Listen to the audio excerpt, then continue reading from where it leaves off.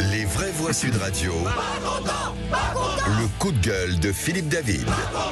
Comme d'habitude, je vais remettre le clocher au milieu du village, un village qui se situe dans le 7e arrondissement de Paris. Pourquoi le 7e arrondissement? Parce que c'est là que se trouve l'Assemblée nationale et qu'une scène qui s'y est passée avant-hier pourrait relever d'un sketch. On écoute ceci. Parce que si vous financez la retraite, si vous financez le décalage de la retraite par ces réformes-là, vous faites payer par tous les plus vulnérables de la société, par tous les plus fragiles de la société, un simple décalage de 3 mois, alors même que vous nous demandez pour la première fois et à l'occasion de ce décalage d'inscrire dans les votes de l'Assemblée que nous aurions voté pour les 43 annuités et les 64 ans. Madame Rousseau, est-ce que vous pourriez éviter d'hurler quand vous prenez la parole?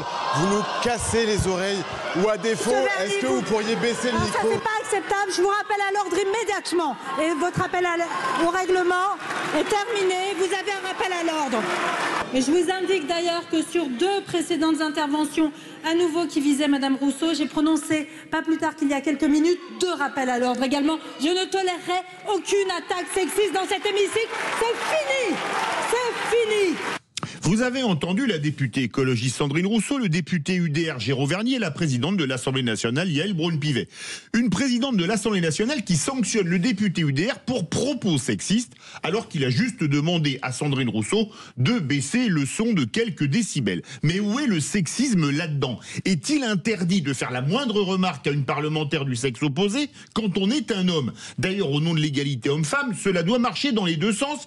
Mais manifestement non, on écoute ceci. On retourne à l'Assemblée parce que vous êtes 2 députés. Non mais voilà ce que... Non mais vous avez entendu là?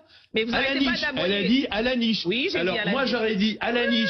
Une femme, en plus, elle est fille, mais alors là, sur les réseaux sociaux, mais je m'en prends plein la journée, toute la journée. Allez, voire pendant arrêtez des mois. d'aboyer. Vous me dites à la niche, et ça doit passer crème. Allez. Et voilà le vrai visage de la France. Restons respectueux.